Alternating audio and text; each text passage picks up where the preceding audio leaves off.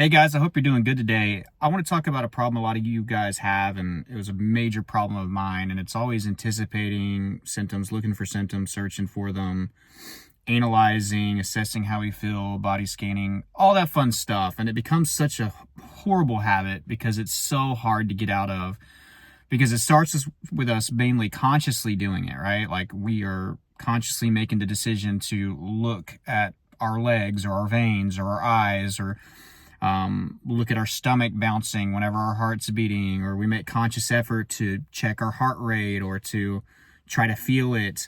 We're consciously making the effort to look for things and to try to find something. And we're not doing it because we want to be triggered. We're doing it because we're trying to keep ourselves safe. It feels natural when we feel something to really look into it and to search for it.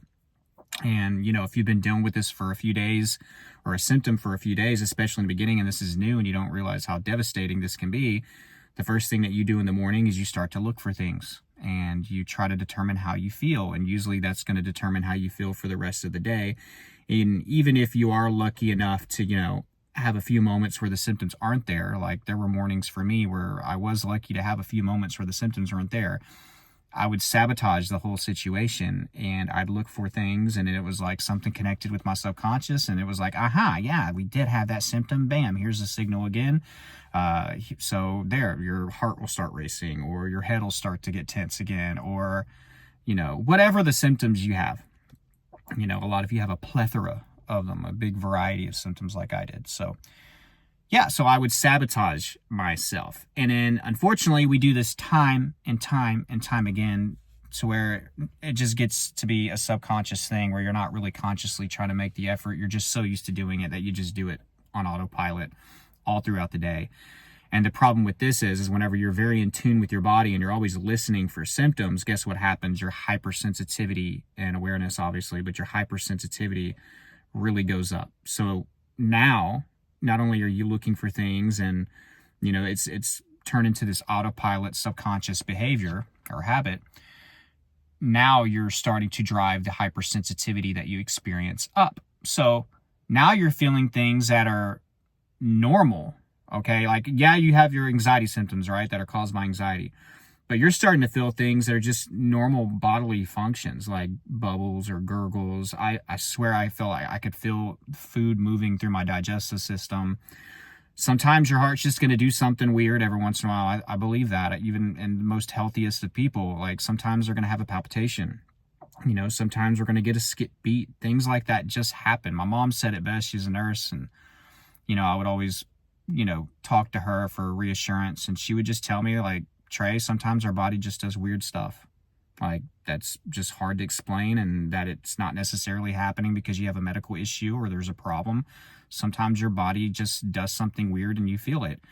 And that really did help me, So I would basically start obsessing over every bubble, every gurgle, every little bit of tension or any small pain or any skip beat or anything, and I would magnify it and blow it up. And then guess what?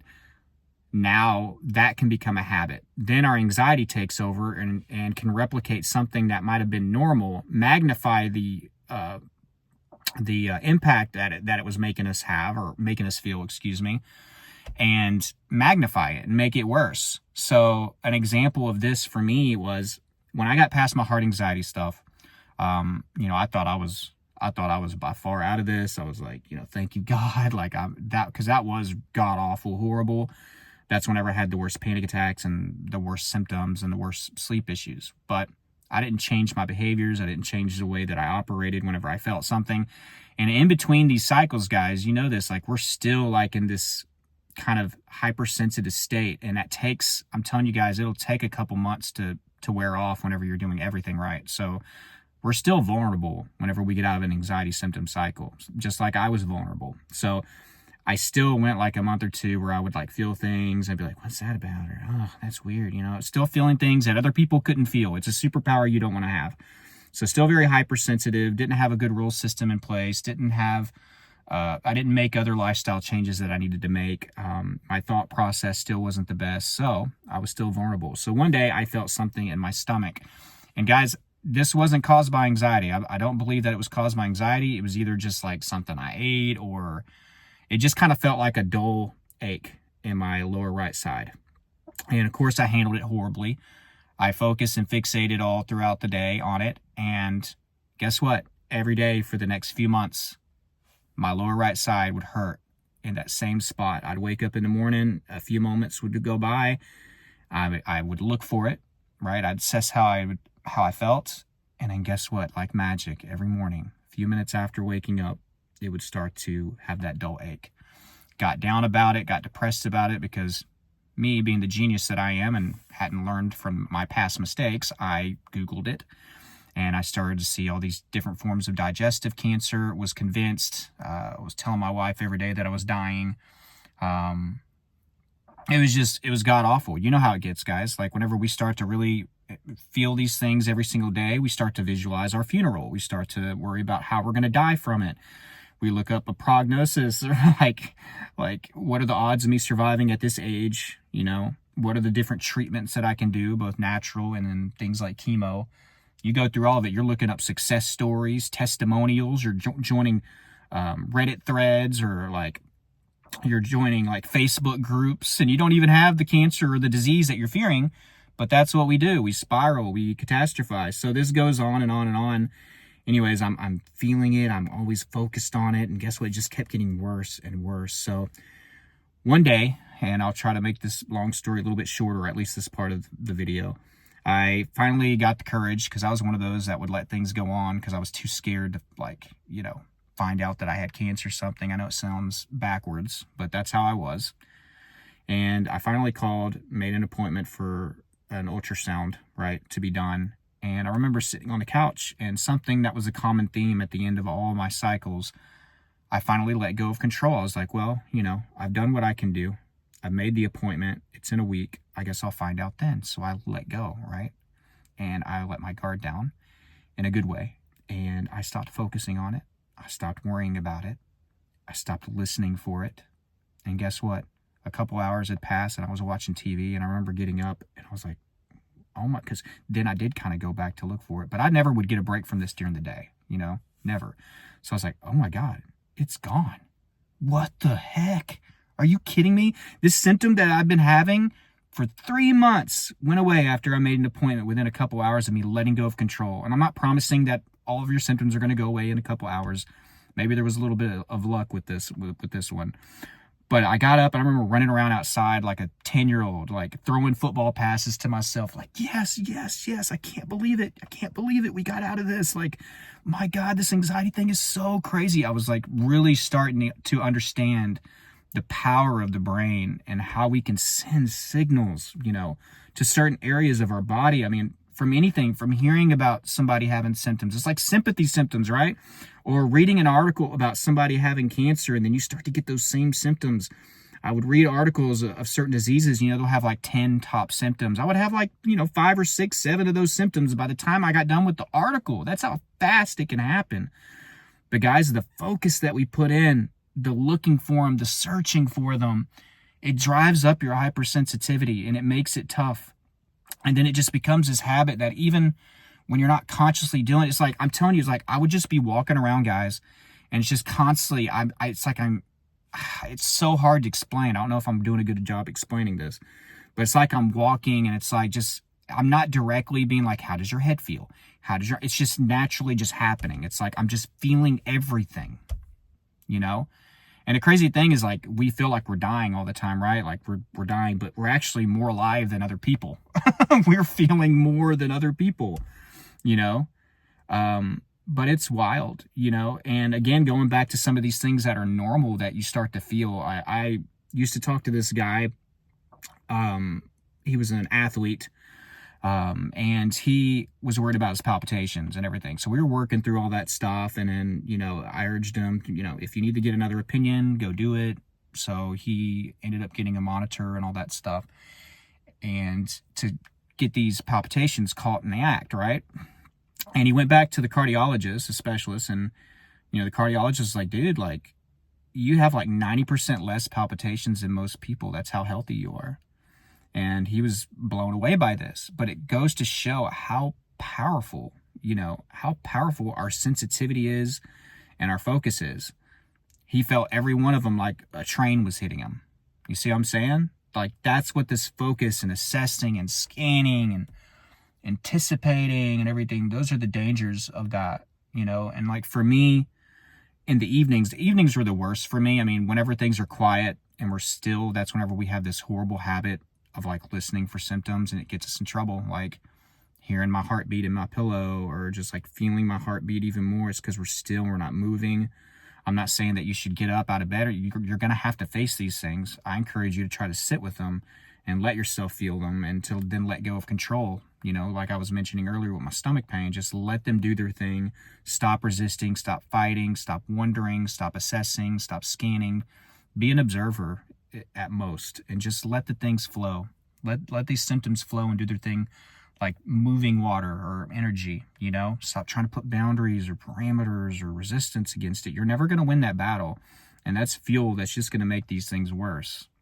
But I would just sit there, whenever we're still, that's whenever we can really feel it. I think that's why meditation, for me in the beginning was difficult, and why it's difficult for a lot of other people. You're having to sit there, be quiet. You are more conscious of your breathing. You are more conscious of what you're feeling, some of these physical symptoms. So anytime you have to just sit or be still and everything like that, we really start to turn on those, those old ways or habits of like listening in and tuning in and scanning. And I would do that. So nighttime was rough for me. And again, like I mentioned in the morning, there were a lot of bad mornings where I'd wake up to my heart already palpitating. It would like wake me up, or my stomach would wake me up, which was horrible by itself. But I would get some breaks here and there in the morning where I would wake up and I would feel normal for a little bit, but then I would just sit there in the bed. And I encourage you guys, in the mornings, do not sit in your bed.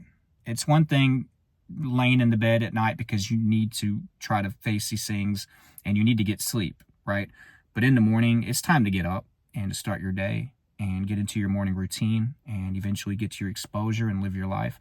Laying in the bed, which I tell every coaching client I have, I call it laying in your own filth. It's kind of what it is. And we're just laying there. We're getting on our phone. We're Googling. We're getting on social media. We're trying to figure out if we're going to feel good enough to do anything this morning, or we're dreading the day, or even if we have some normalcy to the morning and your symptoms aren't fired up already, like I would have sometimes, you're just anticipating like, okay, this is okay, but when am I going to start to feel them again? Oh, there they are. Dang it. And I would make this mistake over and over again. I was very, very stubborn. I guess it's good that I was stubborn and this drug out for me, because I have stories and tips and all these things to share with you guys, and I can make a difference in this world. But, I was very, very, very stubborn. I had to learn the hard way every time, it seemed. But I would do this over and over and over again until I finally caught on, especially like whenever I was trying to get better in my recovery, like just get up out of bed in the morning and just stay off your phone, stay off the laptop, stop looking for things. And then you can turn like 5 minutes of peace into like 30, and then you can turn it into an hour, and then you turn it into 2 hours. And something else, guys, I need to make a video just about this. Start normalizing moments without symptoms or lesser symptoms, like you normalize moments with symptoms. So this kind of goes back to the sabotage thing. Like whenever you feel like your symptoms are died down or tuned down, like put a lot of positive energy into it, right? Put a lot of positivity. I'm not telling you to just ignore it or just like, oh, what?